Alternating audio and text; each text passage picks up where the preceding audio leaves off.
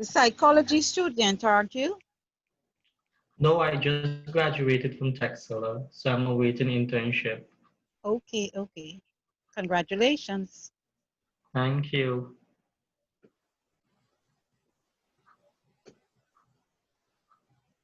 Sister, you see the screen? Is that okay? I got the logos of both Let me organizations. just check.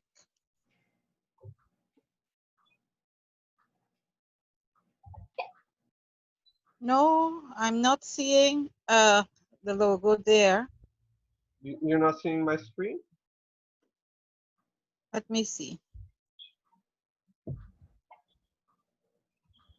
should show. Yep, wonderful. Good. Colors matching too.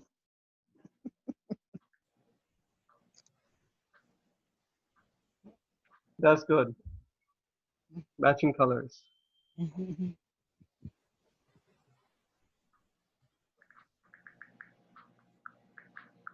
know, I reminded Mark night before the last about this. Well, this is going on for 3 days. This will be today, tomorrow, and Friday. Right. Okay, good morning again. This is the format I use for workshop. You tell me your concept of suicide and mental health so that I can assess how much you know and where I can go from there with you. These workshops, I expect everyone's participation so that it's a learning process, not only for you, but for me too. So this morning, I would like to look at suicide prevention, warning signs, and risk factors. Maulana, can you put that on the screen for me? Um, Suicide prevention, did you send me warning something? signs. Did you send me something? No, I didn't. Well, you can share the screen. I made you co-host, right? So you have to check your settings, and right from your own settings, you can share the screen. I don't know how it's It's gonna my work. first online workshop. I am at a loss here.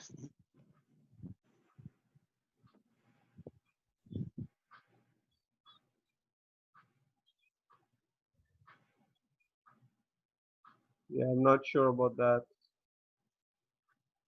All right. If I you will send it to send to you me, and you will post. yeah, yeah. If you send it to me, whatever I can see on my screen, I can share it.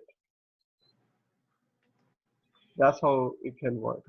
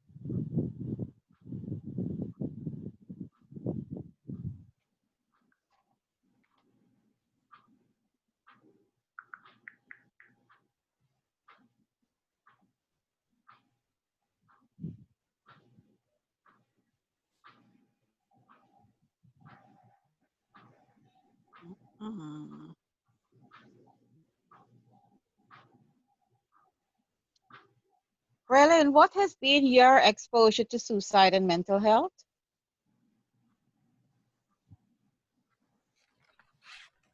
When you say my exposure, just a bit of clarity, as in if I would have covered it before. Can you speak up a bit? Hello?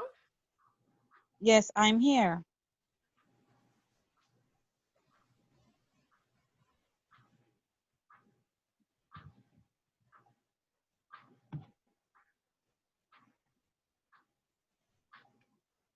So yes, so I was asked me say my exposure. You meant if I would have covered any aspects of mental health and suicide from Specifically suicide.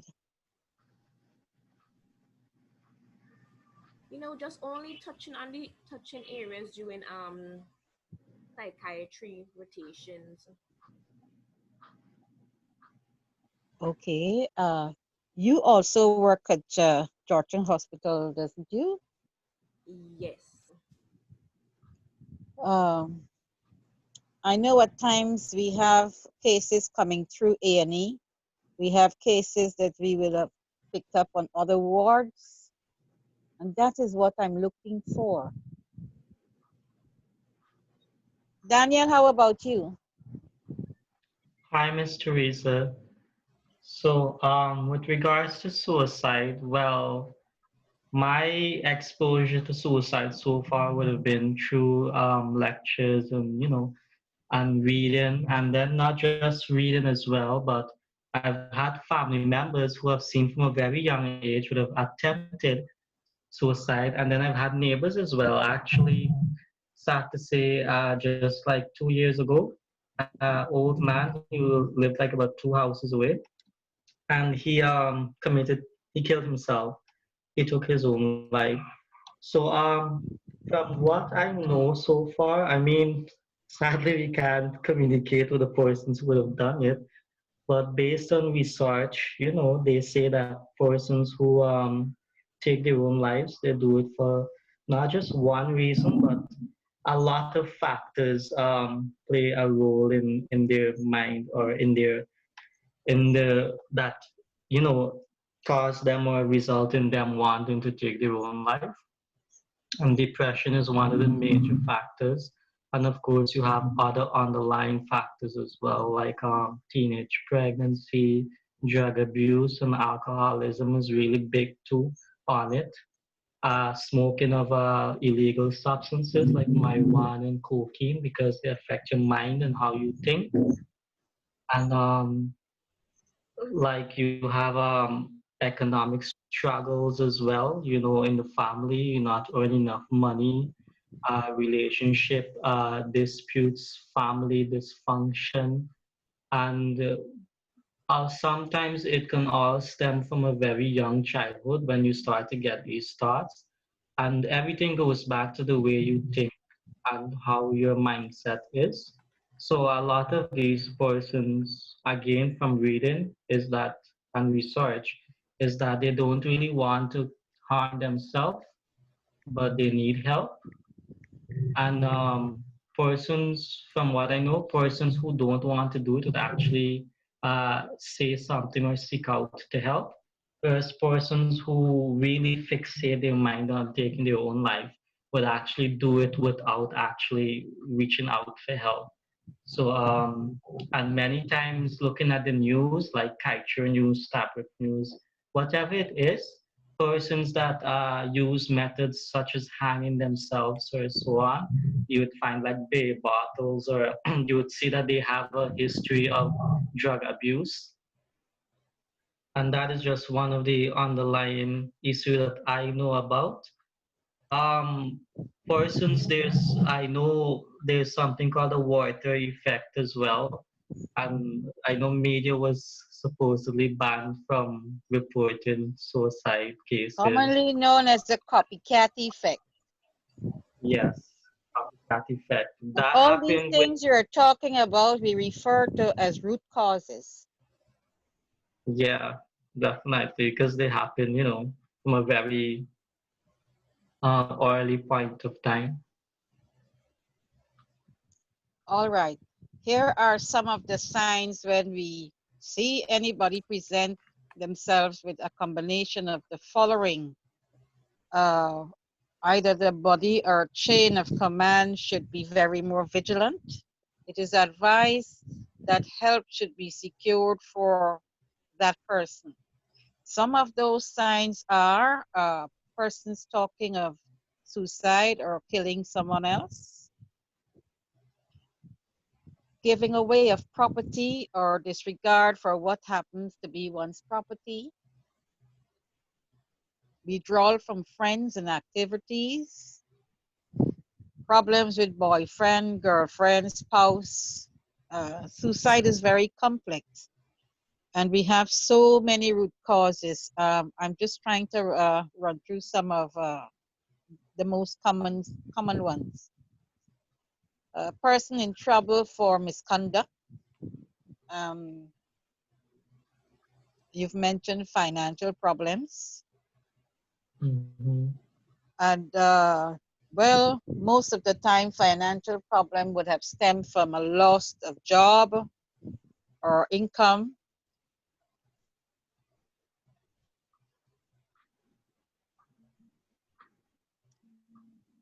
Sometimes persons who are attempting retirement or are forced to retire. I've had cases, many cases like these. One of them died recently. Mm. Formulating plans to include acquiring the means to kill themselves, having a desire to die, uh, people's obsession with death through, you would either notice it through their music, poetry, artwork, and sometimes in Guyana you find the way they dress. I can't remember the name of this cult. They dressed in black, and they they cut themselves, and they call that emotional bonding, right? This is something that has come up recently. You will find themes of death through letters, or sometimes we look at Facebook postings, notes, persons who for no reason just start to finalize personal affairs.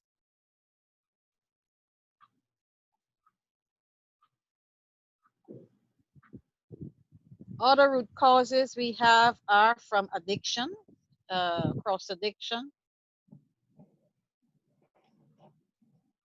domestic violence, rape,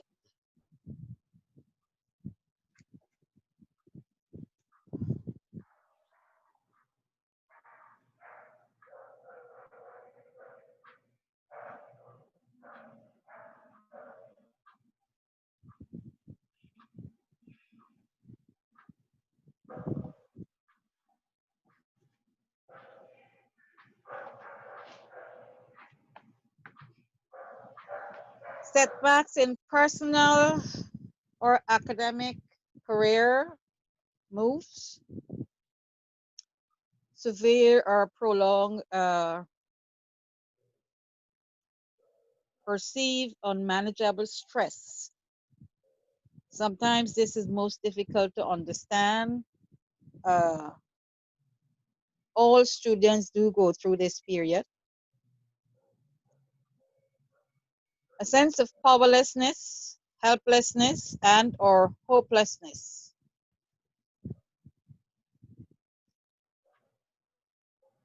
History of previous suicide attempts. When a person talks to you about killing themselves, never take that person lightly. We do not have a face to suicide. Suicide affects people across all races, ages, ethnicity, creed, culture. but some of the most prevalent suicide comes from persons of the Hindu religious background. And this goes back to the history of the burning of the wife on the husband's what you call the funeral, the husband funeral fire, right? We call it the sati syndrome.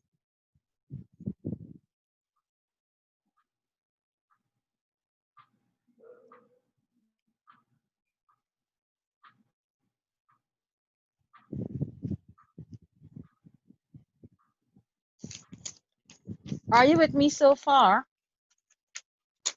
Yes. Yeah, we're with you.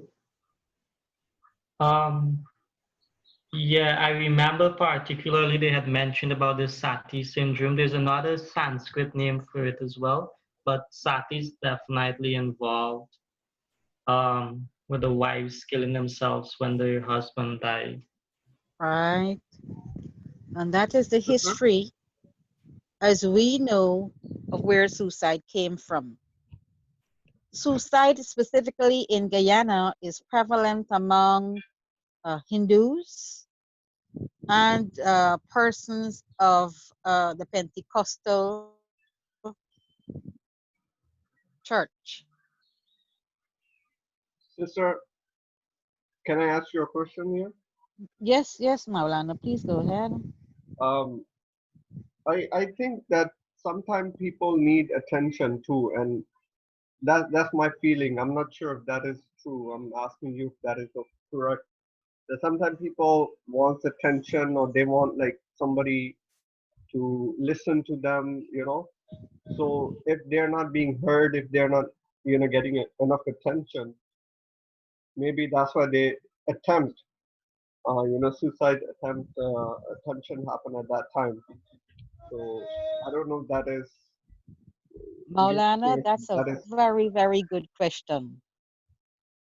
That is one of the things we refer to as the neurotic or neurotism, right?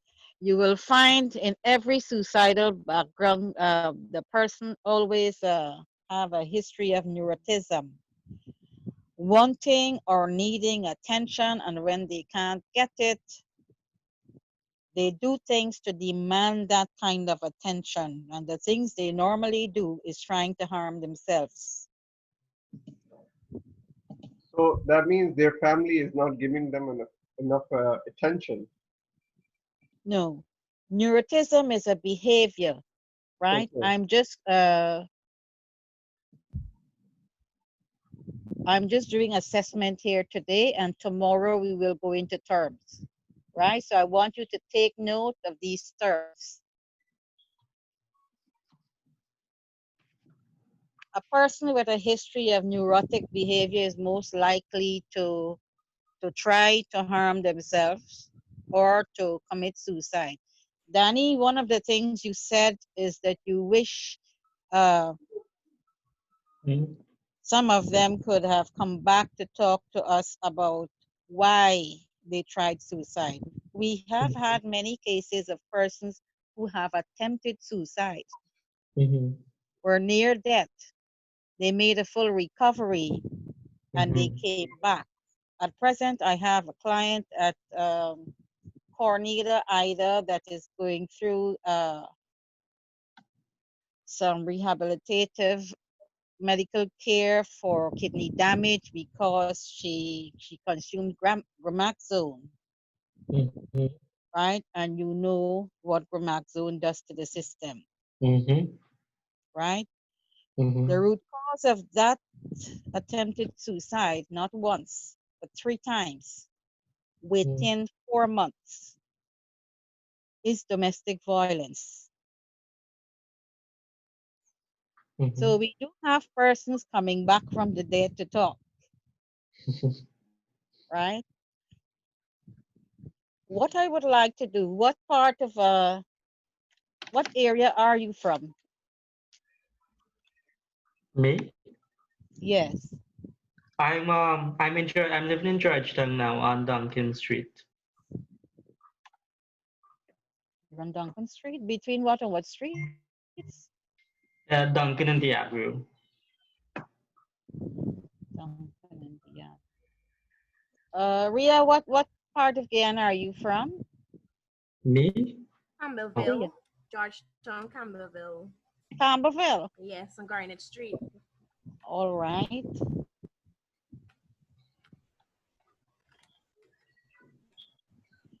Sister, I have another I was question. hoping to get, yes, go ahead, Maulana. Okay, because I realize this session is going to be long, so I better ask now before I forget and I don't know. So, yeah, the other question is that you mentioned that in one of the Christian denomination, Pentecostal, among them, suicide is pretty prevalent.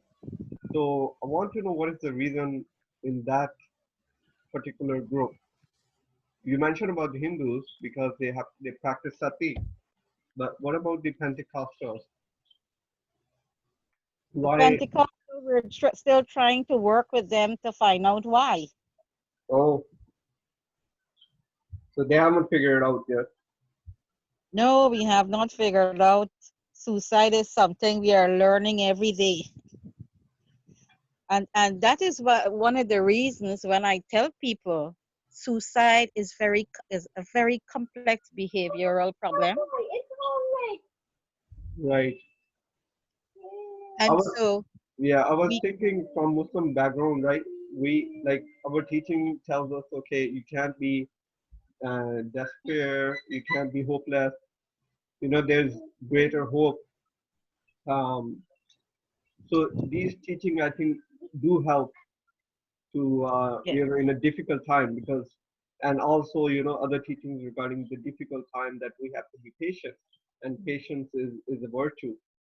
So I think these teachings do help in terms of um, whenever a person is facing any kind of difficulty. yes. And Islam always stresses on the blessings of Allah. And one of the greatest gifts of Allah is the blessing of life. Right. And the way we treat that life could be viewed as major or minor sins. And then there is the hadith of if you take a life, it is as though you've taken all of humanity. Yeah. That's in the Quran actually. Yes.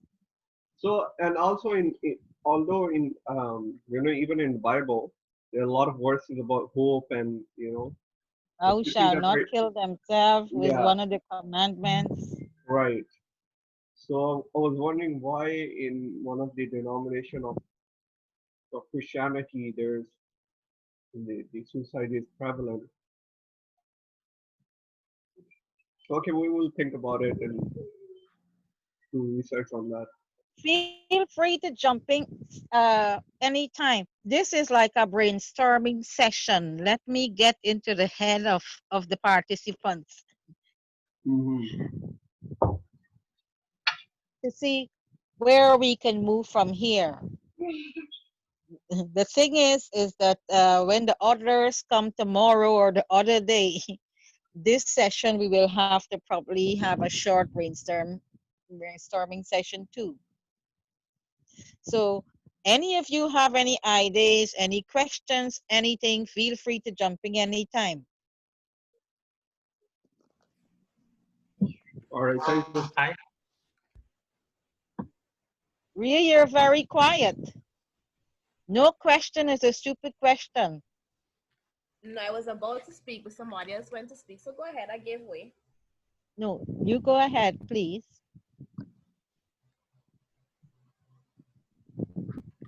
Well, what I want to say is that the sati with the Hindu, I must say that this information is quite new to me.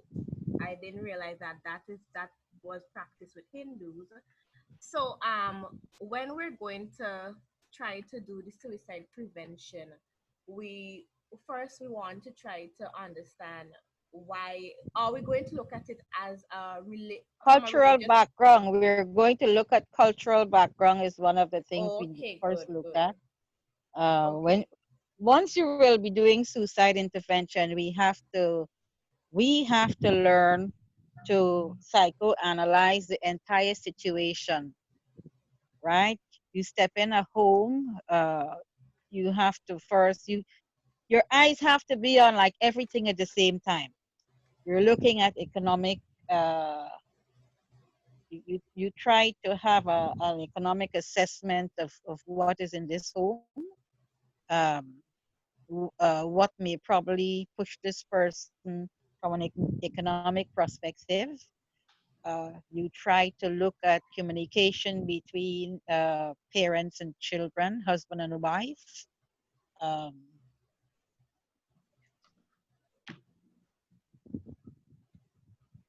siblings, you know.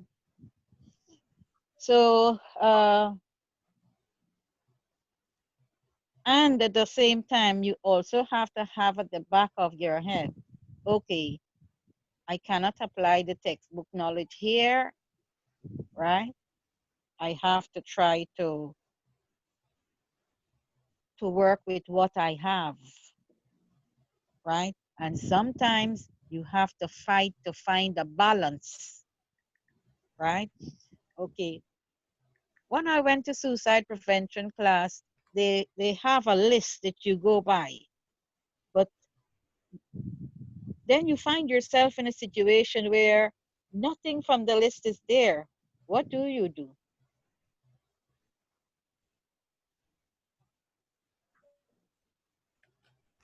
Danielle? Mm-hmm. Hi, yes, Mr. Teresa. Yes.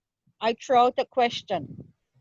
You attended suicide prevention workshop sessions, Hmm. and you were taught, you're given lists, and you find yourself in a situation where you are attempting an intervention, but nothing from the list is here. What do you do? Well, if I know that there is something that, in my opinion, should be there, or something that I would have observed that's not there, I can bring it to the attention of whoever's presenting in this case, or they go back to the source of the list where they got the information from.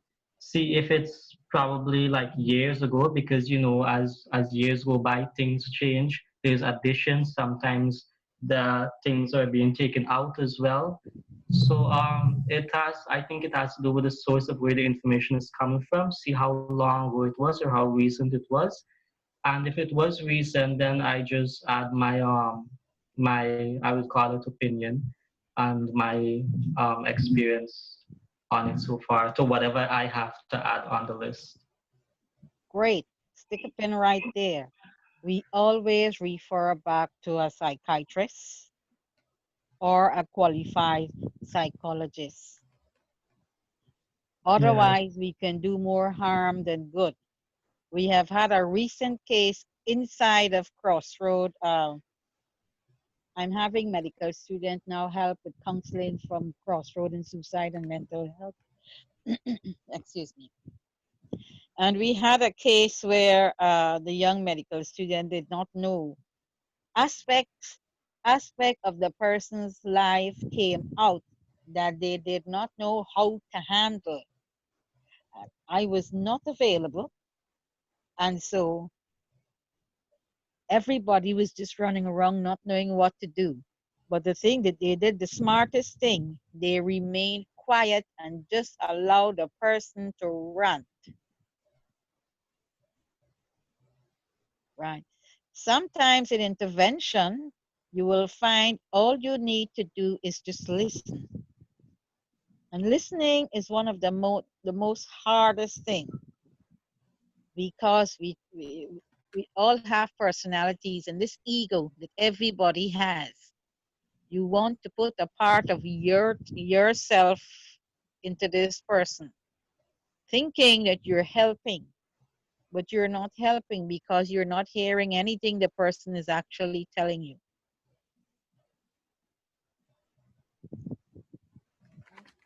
Yeah, I do agree with that. So I really agree with that. Maulana? Yes, sister. Well, we are looking for your wise words. No, I'm like a passive student, you know. No, you're not a passive student, as I told Ria just now. No question or comment is below anything, Right, right? We are all equals here, right? Forget that I have had training and certification and all of that. I am still learning, right? right, I have gone and studied behavior change in England, right? None of what I learned there actually applies. What actually helps me in my work is my experience from different cases. right.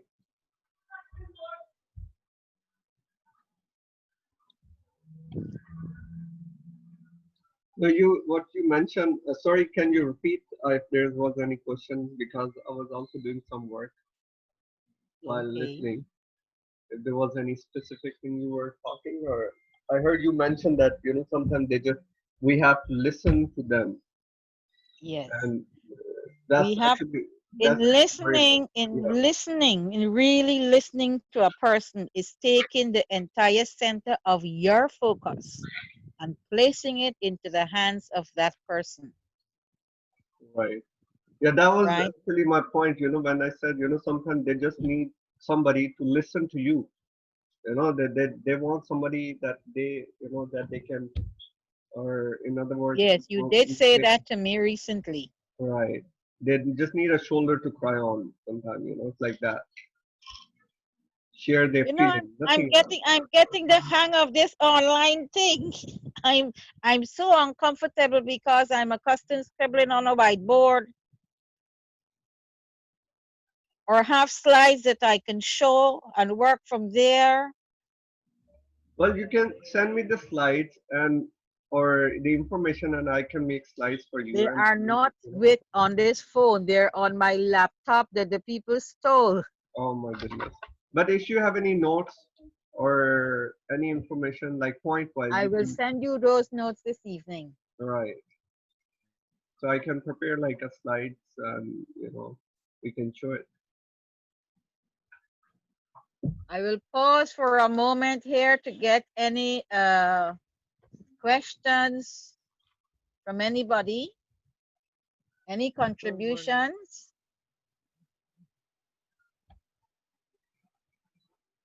Can I add something?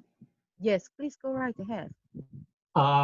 So I would just, since we were talking about the history and the culture and the background as well, and you mentioned in Hinduism the sati sacrifice that they make, the wives kill. Well, if I'm pronouncing your name right, Ria or Real, sorry. She said she had no idea about it as well. So one of my things is that that's very ancient. Ancient. It's basically in the scriptures, and it's like many years ago since in India times. But Daniel, right, stick a pin here. We have to think of the behavior of the persons in Guyana and South American countries that we are dealing with suicide, right? They may have brought the behavior through culture and religion from Asia. But remember, they would have lived centuries here in Guyana, and the culture would have evolved.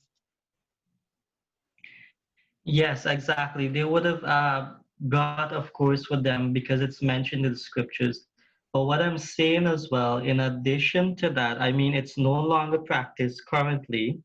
But what happened was that, in my opinion, there were also, like, let's say in the 1900s and early 2000s, we had a lot of things happen as well. And three of those things I'd like to touch on is alcoholism, pregnancy, and domestic violence.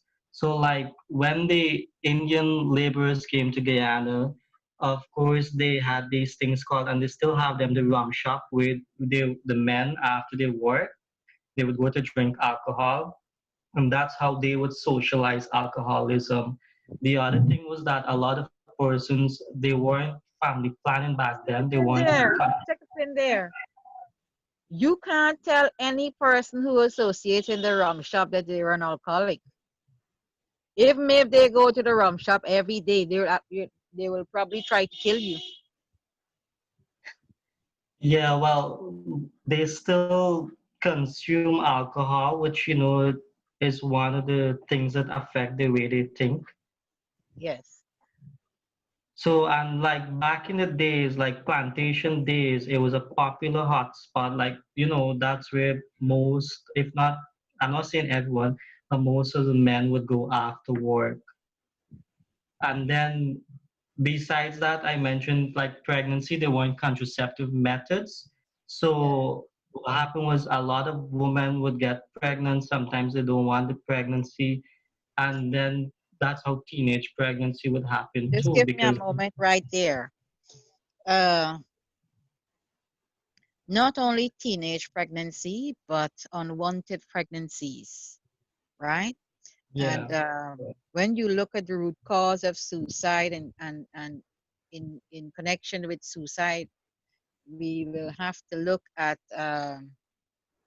honor killing, right? Family shame and honor, right?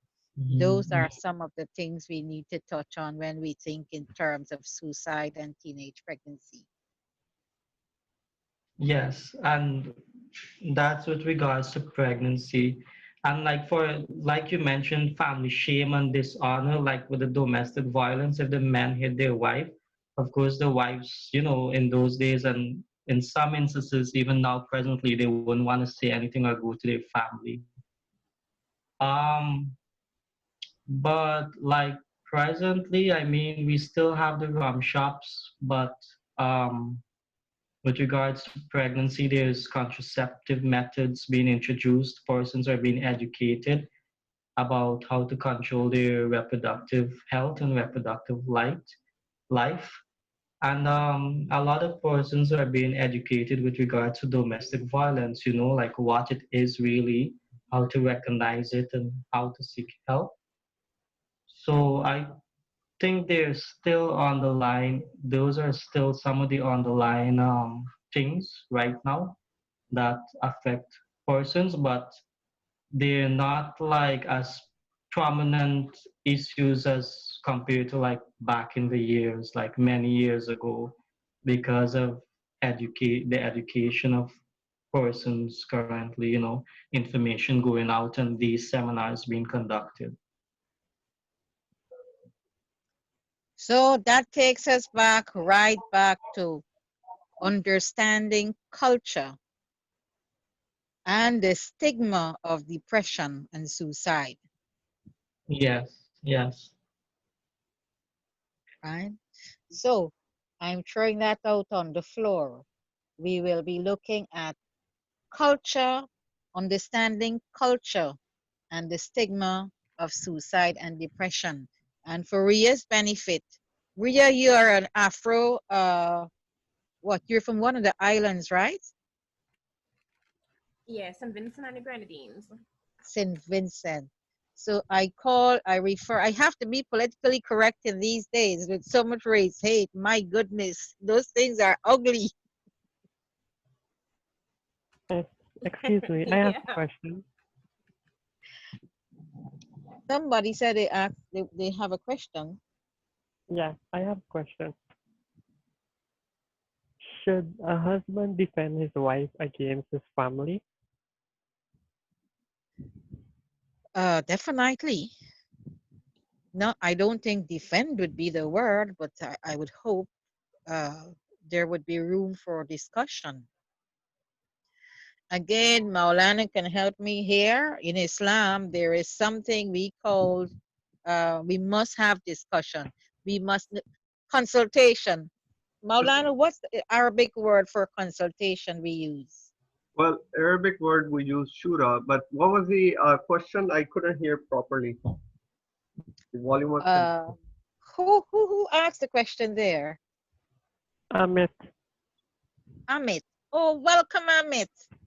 Right? I did not know we had other participants. How many participants we have? Let me take a look. We have 5 participants now, Oh, that's including you great. and me.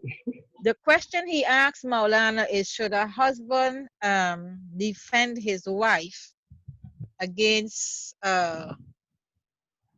his His family. parents, the family, right? And I responded to him. I tell him, well, I don't know about the word defend, but I think there should be ground for discussion.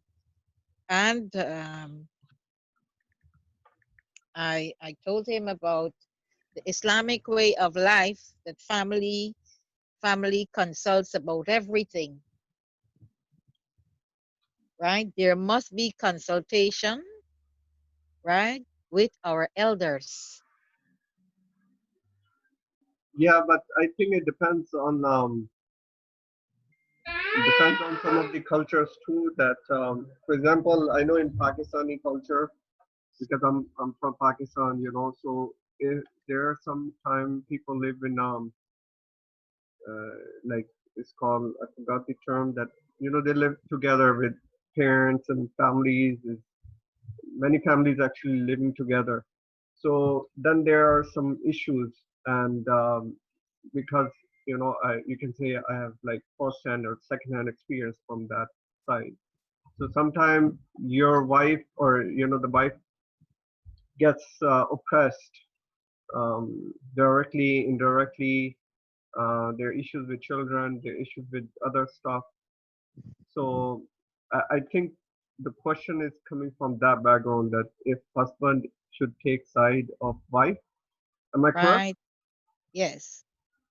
Yeah. So Yes, you're personally, correct. I think that if wife is correct, then definitely husband should take side of the wife.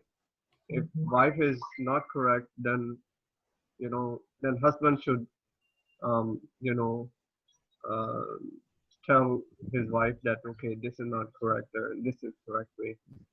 Um, you can say, um, again, I'm speaking from my uh, personal experience, because I have like 2 brothers and 3 sisters. They all married. I'm the youngest. So looking at my family, background and the history, whenever wife is correct, yes, the husband should stand for his wife. But at the same time, respecting their parents, because sometimes it's very difficult thing to balance, balance between wife and the parents, especially mother. So I don't know if that was the question, and if I answered it from my experience, you can say, Oh, from my Maulana, you recent have background. shed a great deal of light, and I've just listed one of the causes of suicide that I don't have here with me, is oppression by in-laws. Because in my estimation and in my experience, we have had good and bad in-laws. Right. I would like to share some of my own personal views. Culturally, I was brought up with Indian values, where you always look to your elder for guidance. The elder is always afforded respect. And in Islam, the teaching of Islam teaches us that paradise lies under the feet of the mother. And Maulana, you can come in here anytime. I can't remember if it was Hadith or Quran It's hadith. It's correct. that says that when the Prophet was asked who who you should worship after Allah, and the answer was given 3 times, that the mother, and on the 4th time the answer was given as the father. Yeah, it was about the respect, not worship, because in Islam you're not allowed to worship anybody except one, God. Thank you for So that correction. yeah, so one person asked the Holy Prophet of Islam that who has the most right upon me? So he said Yes. mother, and he asked again, he said mother, he asked again, he said mother. The fourth time he said your father. So mother has like three times right over, even over the father. So father is on the fourth number. So wife, I would say maybe comes after that, definitely after, parents. Rhea, are you with us? Because I'm trying I'm trying to really get Rhea to have a cultural understanding of suicide. Yes, I said I was going to share some of my personal experience. I was brought up with the values of always respecting the elder. So when I got married, I have never had any issues with in-laws. Um, I would I've lost my father at a very young age, and then my mother went like 12 years after. But the thing is, I always felt that like I was blessed with another set of parents, and they have been a true blessing in my life because I've never had issues with them. You know, when I go into communities and the mother-in-law is putting down the daughter-in-law, or the father-in-law is abusing the daughter-in-law, or trying to take advantage of the son-in-law, putting undue economic pressure on the son-in-law to provide this and that and the other. I've never had those issues. My father-in-law passed last year September, and it was like burying my father twice. I have been a part of that family now for Maulana. I'm old. August the 31st will be 39 years. I didn't realize I was that old. And they have been my other set of parents. They were given the same respect and honor that I gave to my own parents. And in regard, I was a cherished and still am a very cherished daughter of the family, you know. But we have had some suicides outside of the cultural expectation. We have seen murder suicide in Linden. We have seen murder suicide in, what's the name of this? Kurukuru, right? We have had three murder suicides in Kurukuru, right? None of these persons were of Indian descent, right? One of the things we look at when we look at the culture is the person's emotional build-up. You find the Indians being very emotionally, what is the word I'm looking for? Somebody can throw in here anytime. Anyway, they are very emotional people, right? They do every single thing from an emotional point of view. You know, if there's a gathering, there are emotions. In my own family, when we have gatherings, there is melancholy of missing those that have gone before us, that we have had the opportunity to gather here as a family, that we have had the opportunity to carry on what was taught to us. And there are so many other emotions, right? Uh, we must look at suicide and ethnicity. Sister, if you allow me to, I Go remember right. the I remember the term. It's called joint family system, which is very prevalent or is part of the culture of India and Pakistan. I remember India and Pakistan were together, even Bangladesh. They were all like India 60 years ago, approximately. So in that culture, in that system practice, joint family joint system, there are a lot of challenges. And I remember that there was an incident, not recently, but in I think in last 10 years, one Muslim family that there was dispute, and sometimes in those issues, the issues are not that big sometimes, but you know people then instigate each other, or the wives instigate their husbands, and then the husband came and he killed his brother and he committed suicide too. So that was very sad incident. So that incident, one of the root cause you can say was the joint family system. So I don't know if that thing is still being practiced in Guyana. I think to some extent it is. It is. And yeah, I know some people who are looking after their parents, and that is actually challenging too, to keep balance between your old parents and your family or your wife. You know, end of the day, it's the responsibility of the husband, or sometimes it's the daughters or son. Depending. So I think that is one of the challenge. Also, you mentioned one of the thing is honor killing.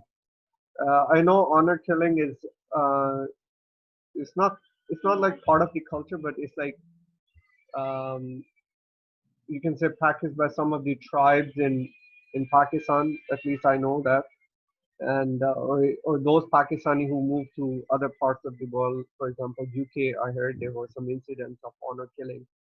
So, but in honor killing, I think there's a difference between um, uh, honor killing or other practices. Is that in honor killing, the victim does not want to die. It's the parents who kill their children, which is wrong. Religiously it's wrong. Any religion would condemn that. Every religion would condemn that. But I think it's wrong practice on coming from the cultural background. But No, that's all I want. I was not referring to honor killing in that context. I was referring to honor killing, honor suicide, as when Okay. a person from an Indian or Oh, Hindu okay, okay. home Right. Okay. is pregnant. That pregnancy is unwanted, Right. and sometimes they don't know what to do, Mm-hmm. right? There is nobody they can talk with because the sense of having shamed your family, Right. you Right. know, Okay, I understand now. Yeah. is so deep, you know. Right. I But understand. Yeah, that's also coming from the Indian background. That's part yes, of the Indian background. Right. Now, I where Okay. are you with us so far? I find the conversation to be very interesting. Thank you for sharing it based on your culture. However, I feel like in my culture, so for example, let's say ethnicity, so the blacks, I could recall one time a man, he had two children, two female children, and his girlfriend apparently they split. So one cause of suicide could also be due to girlfriend and boyfriend having breakups, so an emotional attachment. So in this situation, the woman, she had moved on, so she had another companion, and the other guy, he probably didn't know how to move on, so he turned to alcohol, he started drinking, and his mindset probably just got completely thrown off. So in this That's situation, great. What we are looking at here is rejection. One of the root causes, and yes, rejection, so unable to deal with rejection.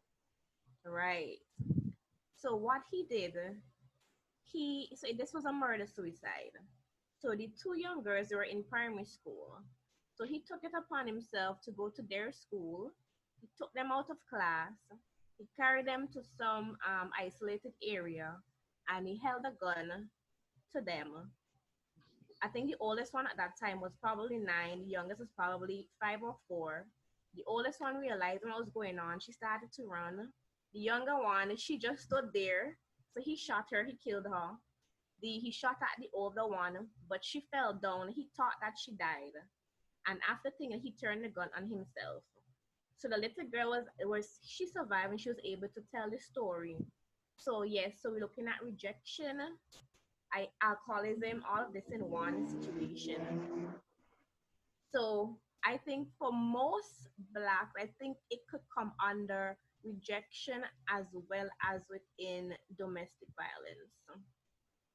Thank you very much, Ria. Amit, you're about to say something? Sorry. Amit, are you there? No, he left. Yeah, Oh he's my. I We are making stride. Maulana, I never realized how much you have to contribute towards suicide prevention. well. That's my you can say my interest because From this a cultural perspective. right, and also being a religious leader, you can say I Yes. have to deal with people and give them comfort. So in a way, I have to be like you know in the same line as you guys are, or I have to do the same thing as you guys doing. So We are uh, frontline workers too, you know. yeah,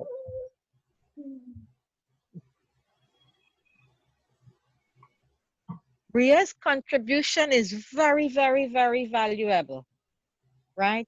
Because now we are turned from the focus of Indian culture to the African culture. So from Ria's contribution here, we have another root cause, right? Suicide is prevalent among the Afro-Guyanese Caribbean people, is being that of rejection and or domestic violence. Daniel, are you there? Yes, I'm here. I was just listening to Ria's story, which was very interesting as well. Right. So you yeah. see why I said we are all learning. Yes, it's very, and it's a very widespread issue too. So it's nice to hear about incidents other places Yeah. to learn from them. I mean, it's not really nice that it has happened, but I guess to learn from them.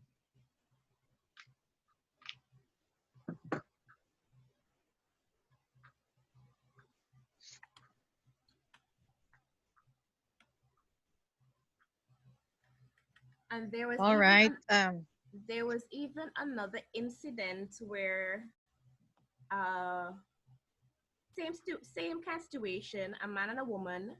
um the lady, she had a son. The guy she was with was the stepfather per se, and the stepfather used to abuse her. So the son used to try to pick up for his mother, and she would have spoken to her and say like, why don't you leave this guy, he's not good for you, he keeps beating you, he keeps ill-treating you. And she never used to listen. And it had one incident where she took the side of the abuser and disregarded what her son had to say or was doing. So the son felt again a sense of betrayal and rejection. And in the long run, the son hanged himself. And I think he was just about 15 years old. So he was in secondary school at that time. So he felt betrayed by his mother for picking the side of the stepfather than to pick the side of her own son.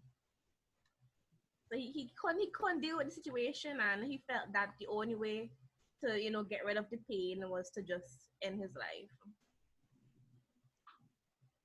Yes. Some of the complexities we face in suicides are sometimes hidden abuse, especially by step parents or what foster parents.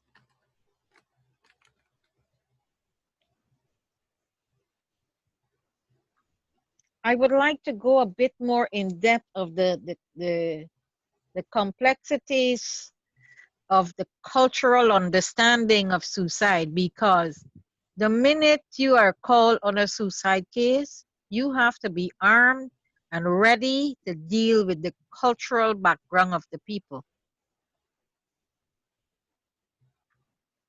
Danny, can you contribute anything here? With regards to what again?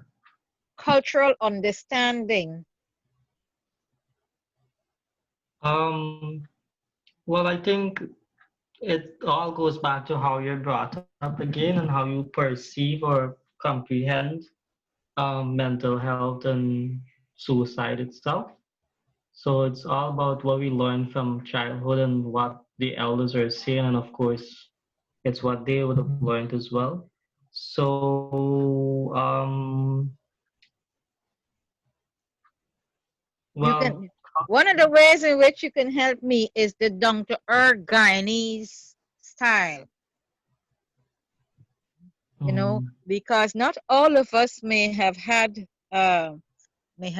these values embedded in us, you know, about honoring thy parents, honoring the elders. I know of a woman who had a daughter-in-law. She was so very disrespectful. I never even rose my voice on my well, I don't call them in-laws. I call them my other set of parents. yes. Well, yeah, it has to do, and then like I have friends who belong to African ethnicity as well, and sometimes we would talk, and in my opinion, I think that they view things a lot more logically and not so emotionally. Um, Correct, but correct. I remember there was this instance where a guy from my high school, he belonged to the African ethnicity, and he took his own life because he would have failed class 3 times in a row. And everybody was wondering why he killed himself, and it wasn't really a norm to see, back in like in my secondary school days, it wasn't really a norm for the students to really know of a person taking their own life who didn't belong to Indian ethnicity, as the news would carry it. Persons who commit these acts mostly belong to the Indian ethnicity. So it Just was one quite, moment, Danny. That is a case of self-esteem, low self-esteem. Just he, because he kept failing one, two, three times, his self-esteem went lower every time. yeah, he So probably felt really bad, about failing the classes. And it happened during actually school closed, and he did it during the summer holidays. So he probably, didn't want to return back to school. But apart from that, like I said, the friends that I have who belong to African ethnicity, whenever we talk about things like this, they would say, well, they grew up from a family background where they see things more logically and not so emotionally.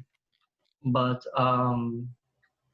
they said for them, well, the friends that I spoke to, they said that maybe they would make decisions differently that would make their family members feel a bit more happy, but they don't really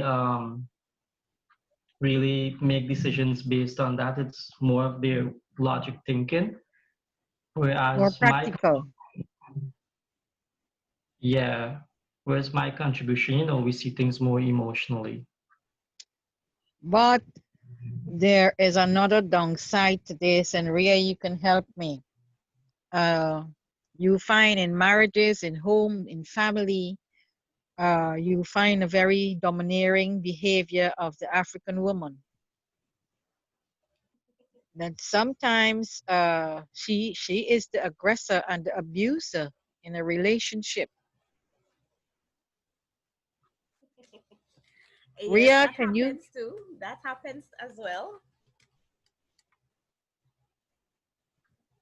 And you do not hear a lot of men complaining of abuse, right? Until you see there is a murder suicide, right?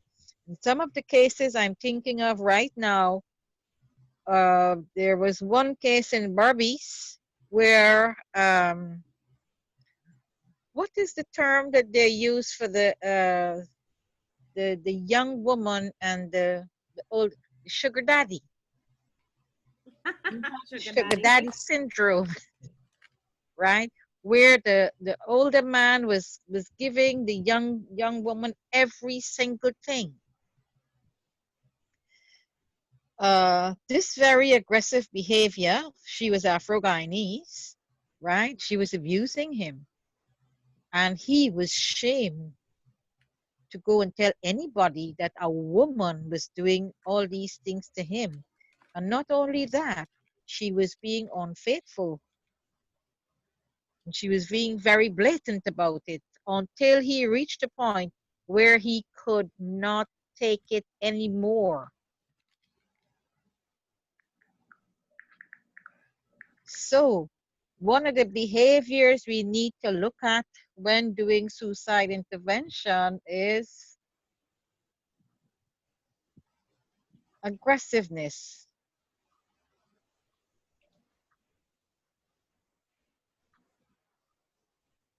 Carry on, Danny. Oh, um, I thought that was the end of what I had to say.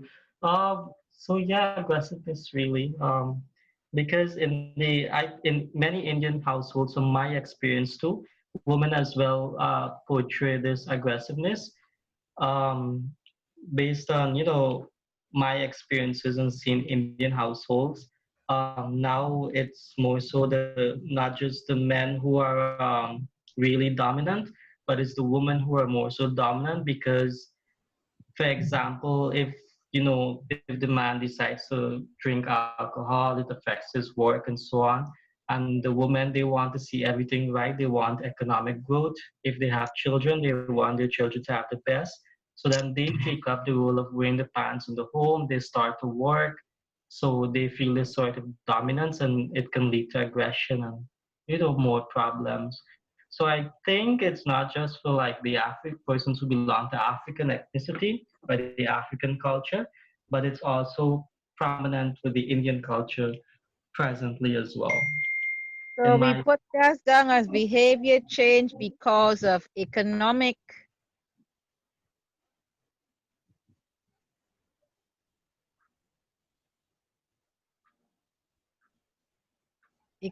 dominance. I suppose the one earning the more money.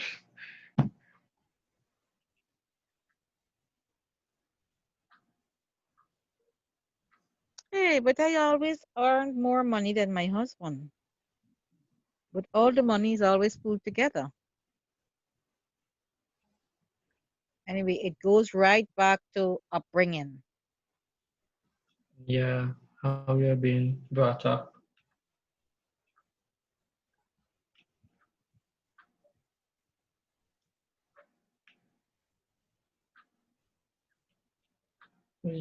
From a very early childhood, our minds are like sponges. We look Yeah. around as children and we observe, and many times you hear people say, and I think it's true, the way we behave as adults reflects on what those who were around us during childhood, how they're behaving. And sometimes children can behave the exact same way or they can behave the opposite. I mean, if a child sees that his father is abusing alcohol and then abusing other family members, he can decide, if he wants to be just like his dad or if he wants to make a difference and do the opposite. So, a lot of things that happen during childhood go on into adulthood and they affect how we think and how we act, how we speak to others. So upbringing is really a key thing as well in our emotional stability and our emotional health. Thank you, Danny. You're welcome. It was just my understanding and perspective of things. A person is at highest risk when the person sees no way out and fears that things may get worse, right? The predominant emotion of hopelessness and helplessness is foremost in that person's mind when they think about taking their lives, right? But then there is another very contradictory factor of suicide and mental health. So you have to find balance. Most of the persons I have counseled and interacted with really did not want to take their lives. They just want the bad situation to go away, whether it was economical, whether it was abuse, whether it was not understanding how to deal with low self-esteem problem, not wanting to talk about depression because fearing that, okay, somebody may say I'm mad, she's mad, right? And in Guyanese society, you have persons can be very cruel without even realizing it, and can actually be the catalyst of pushing a person's to their death, right? The influx of Facebook has been no help, right? People just without thinking before speaking, right? They love to comment because they have a sense of freedom, you know, hiding behind a camera or a photo, a well-polished photo or anything, without having think, if I was in this situation, what would I have done, right? And passing judgments. We have had persons who have put derogatory photograph on Facebook. Those of you who are on my Facebook, you know I do not play with my private life. You will find no photographs of my family. You will find no photographs of my private life. You will find no posting about how I'm feeling today, what I'm eating, what I'm doing, right? But everybody is not me, right? So one of the predominant, oh my, just excuse me one moment.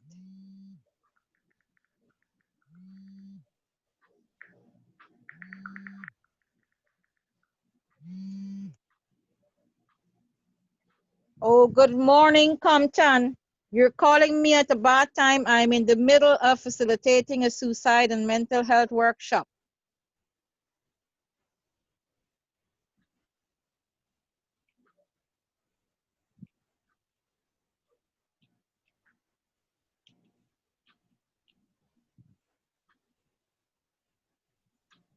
I'm sorry about that.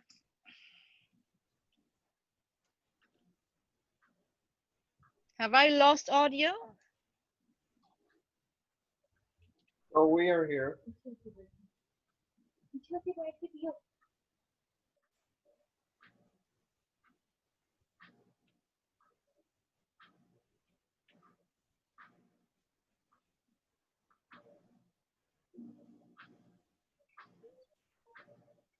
I think we have lost Sister Teresa. We'll wait for her to come back. Yeah, we have.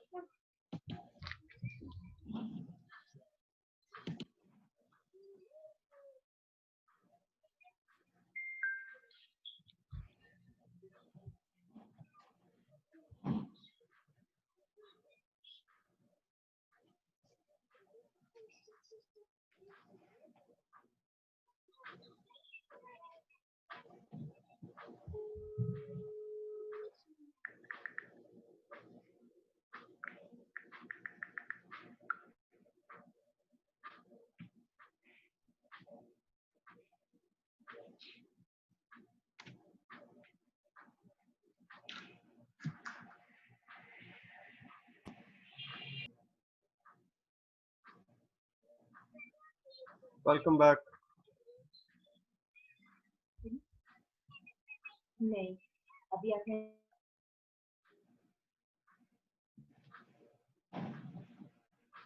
Sister Teresa, we can't hear you.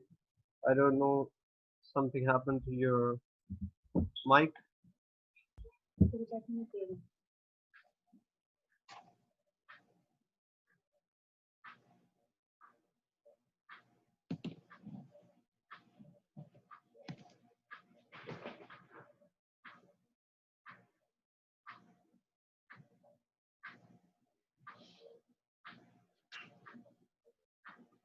We still can't hear you. Oh, I think she went back.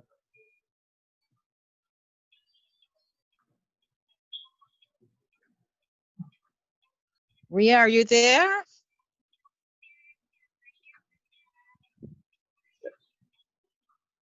Yes, I'm hearing you. Oh, wonderful. Maulana, everyone, I would like to ask if you have any closing remarks, contributions, and tomorrow I will have another uh, we will address specific behavior issues.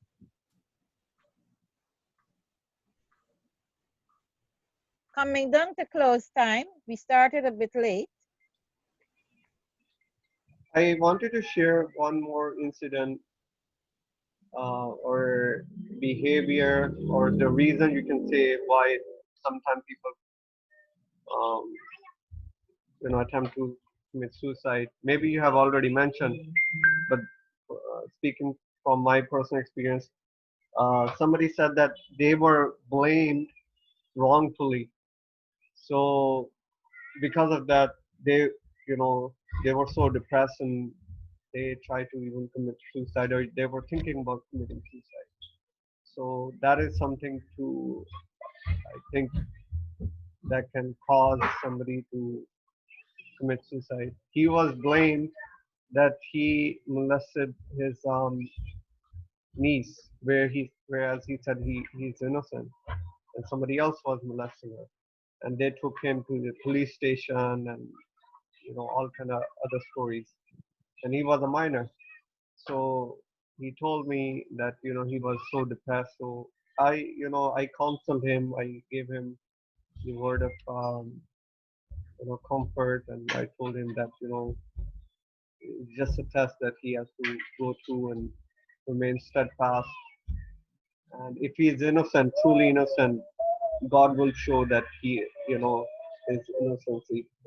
And if you know the history of Islam, even the one of the wife of Holy Prophet of Islam, Hazrat Aisha, she was accused, uh, wrongfully as well. So these, I think this, if anyone is accused of anything wrongfully, that can also hurt somebody so deeply that it can trigger the feeling of suicide. So I don't know if you have already mentioned. No, we have not mentioned humiliation as yet, Maulana. You see, I told you you're perfect. The next thing we will be calling you Dr. Maulana.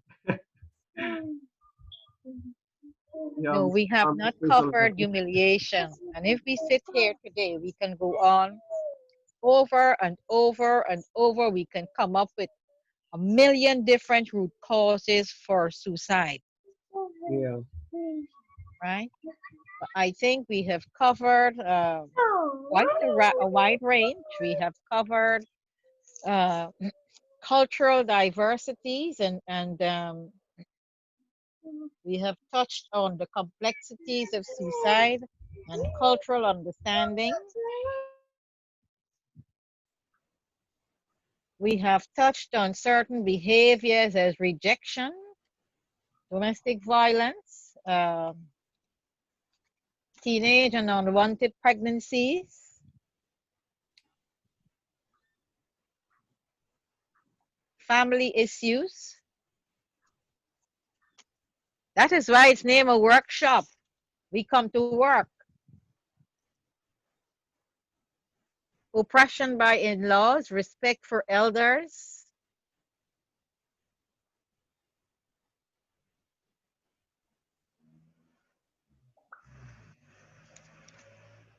and I would like to bring up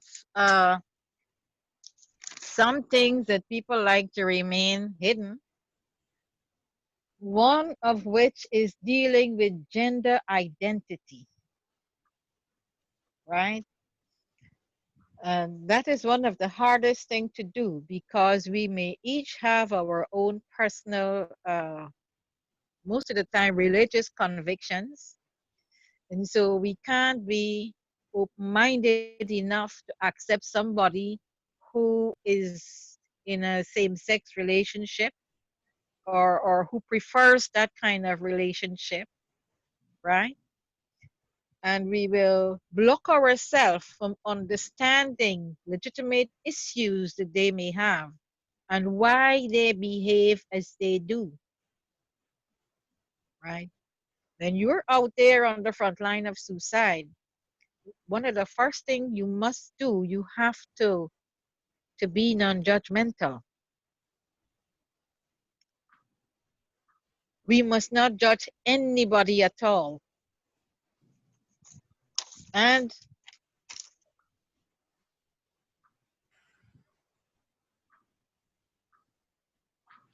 this is where the motto of Humanity First Guyana comes in. Love for all and hatred for none. I always love that motto. Maulana, you can proceed from there. Thank The you, floor is sister. yours.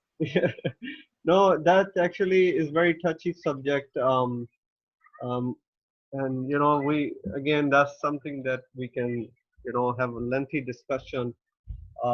But I can share some of our cultural experience.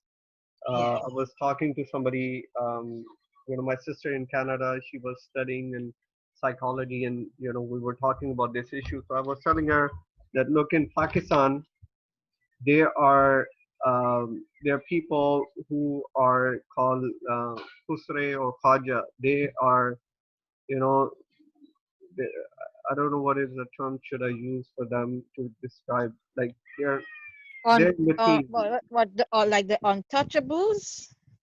Uh, no, not. I don't know in which sense you're saying, but they're like okay, they're neither male or female, right? They Okay, call all right. themselves. Um, I think in English, what is the term is used? Cross gender or no? Maybe some other No, transgender. transgender. Yeah, yeah, exactly. Yeah, so transgenders, they are there, and other. I think a few weeks ago, I was watching on YouTube or Facebook.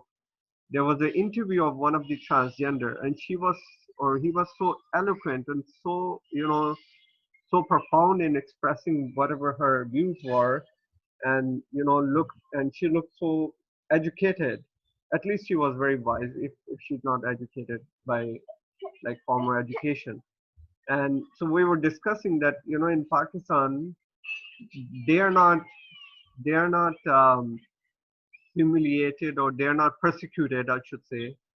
um, they in a way they actually have high regards in society, because people, or we even, I heard when I was kid that we should not hurt them because their prayer can go straight to God, and you can be perished.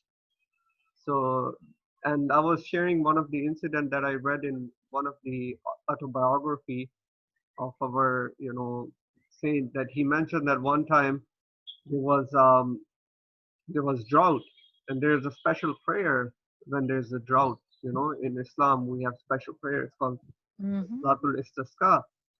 So people of all groups, in Islam we have different groups. They all went to pray that prayer for the rain, and none of their prayers were accepted. When these people, transgenders, in English we call transgenders, or when they were going to pray, people were mocking at them like, "Oh, look, they are going to pray.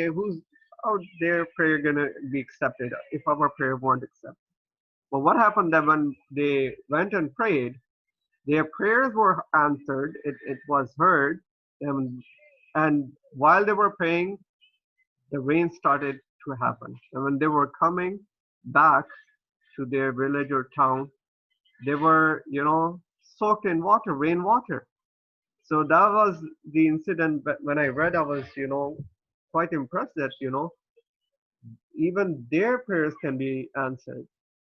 And also, there was a news a few years ago, during Ramadan, we just had Ramadan in Pakistan, in Muslim country, uh, different groups, celebrate iftar, the breaking of the fast. So there was a news one time in one of the local media in Pakistan that they were kind of appreciating that, oh, even these Khaja who are transgenders, they are doing their own iftar. So they have their Mm. own community. So what I mean is like they are not persecuted in Pakistan, but there could be incidents that they are being, persecuted. That is one aspect of it, or one group of this whole community of LGBTI, or different. Yes. But then there are others, okay, who are gays and lesbians, and they experience persecution, which according to Islam we condemn. Persecution should not happen. Yes. Our understanding is that they should be treated nicely. First of all, nobody should be Mm-hmm. treated or in a wrongful way. We believe that as a again from religious perspective, Islamic perspective, we believe that they can be with counseling they can be fixed. That is one aspect if it is just psychological effect. But then there's another there could be another cause, and I was discussing with my sister too, that there are some people that very few people, very small, you can say minority of the people who are born with both male and female body parts. Yeah, and they And have the hormone imbalance. exactly. So and then there we have read news, growing up that sometimes doctor changes the sex. So it's not the okay that a boy completely turns into girl or girl. That part of it, I do not condone. Right. Well, that's what I'm saying. Those things are part of nature, and we should never condemn. And at least as a religious leader, we don't condemn. It's something kind of it's like a part of nature. God created them, so we don't condemn them. Actually, there's a solution to that too. That's what I'm discussing. That medically there's a solution, and these things are coming more and more up, and more people are being educated about it. So I think that's a completely a whole new topic. Maybe you need a Oh, Maulana, 1 hour or it's so very, very discussion. interesting because uh, I've had so many persons, so many transgenders, gays, and what you call persons, male who have sex with male, MSM. No, MSM, right. The kind of persecution they have encountered right here in Guyana, right? Mhm. Uh, I have learned so much from you today, especially having been schooled in the Islamic thought of Al Sunni wal Jamaat, and I was taught that any kind of homosexuality, transgender, men who have sex with men, Islam does not tolerate. And so they were a forbidden people, that they were not entitled to Allah's blessings or His mercies, right? And but I never knew that the Ahmadi Muslim, had this very humane approach towards transgenders and homosexuals. Yeah, I think it depends on the understanding because it's not just, you can't look at any situation superficially. Yes, in Islam, it is, see, there's a big difference between condemning a person and condemning a practice. We, in Islam, we say we should never condemn any person, condemn wrong practice.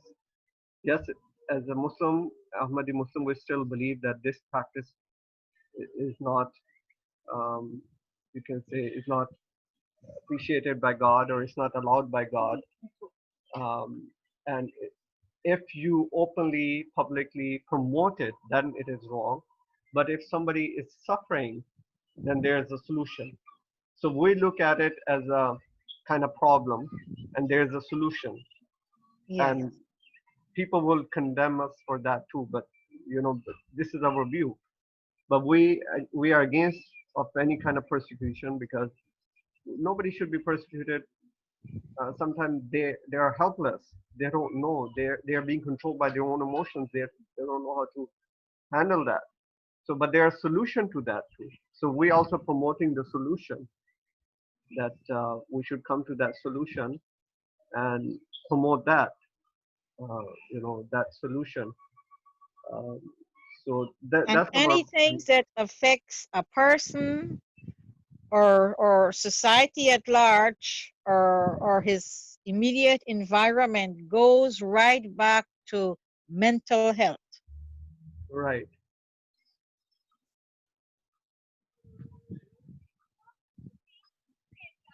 Annie? Hi, listening. Well, we would like to get what you and Ria's intake about this. Well, I agree with what you just lastly said, that it does go back to the person's, their mental health and how it functions. Not only with homosexuals or gays, right? But with every single aspect of suicide and suicide intervention and suicide prevention goes right back to behavior Yeah. and mental health, right?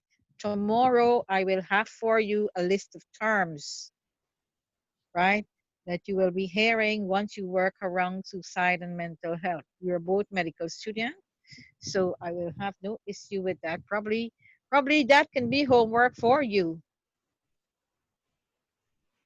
right? So some of the homework, I want each of you to produce 5 mental health terms and their definition.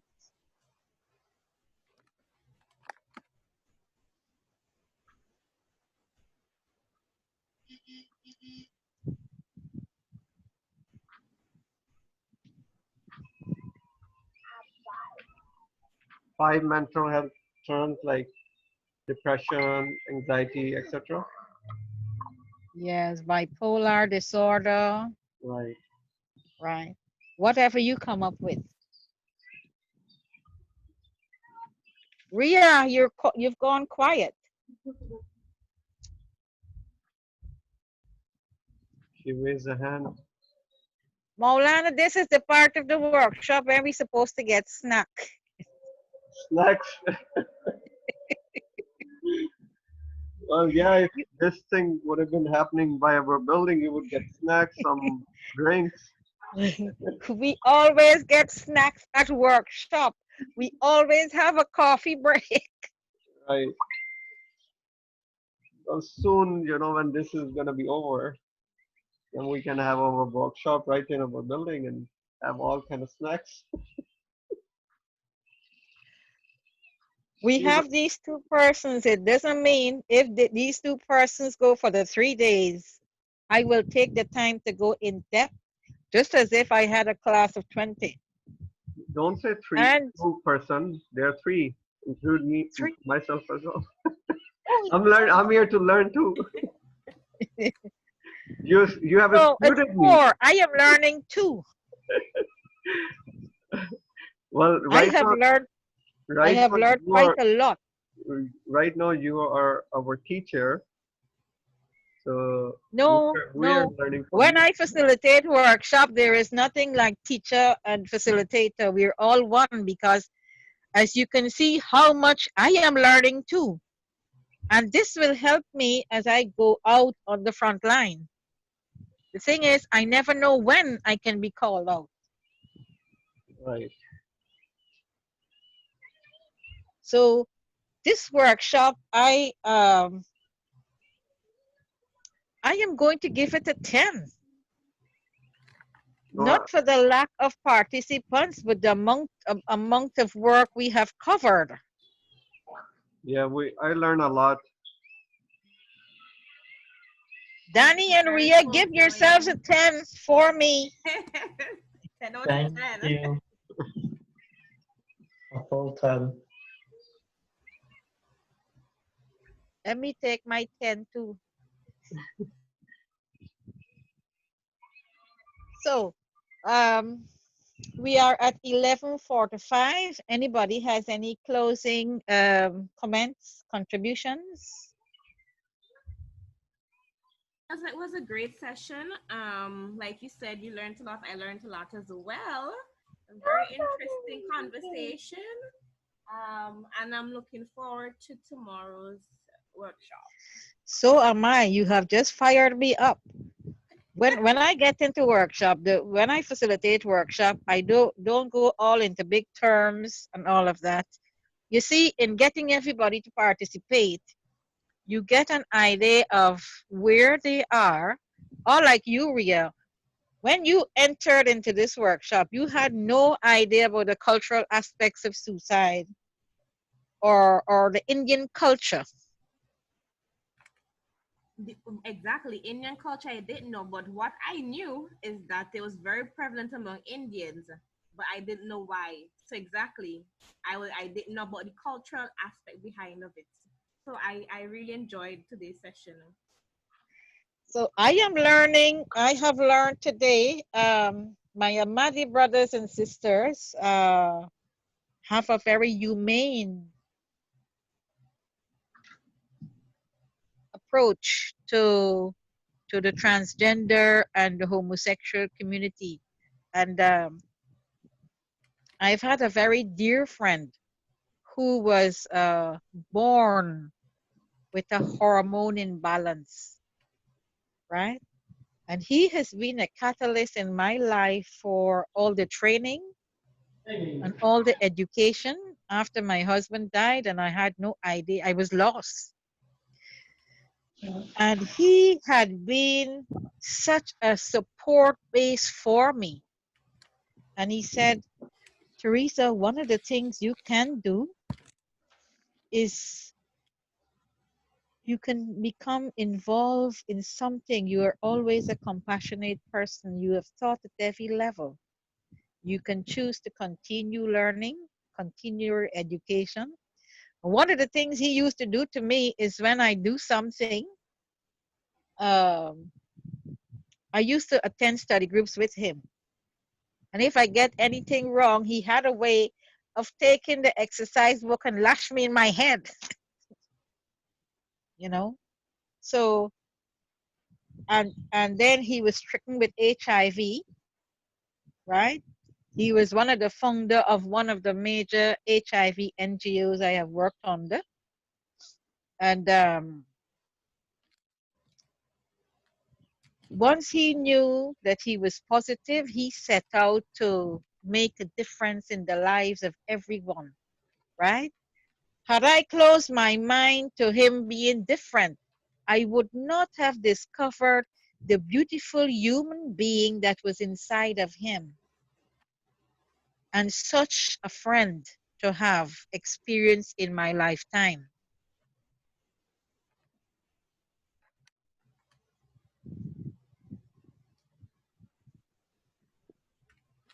Thanks for sharing that.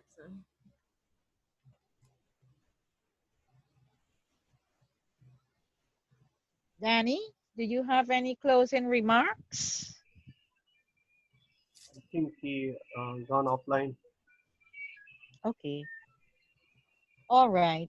Maulana, if you would like to close, let us close with a short dua. A dua is a supplication, Ria, for the success of today's workshop. I will not call the attendance poor.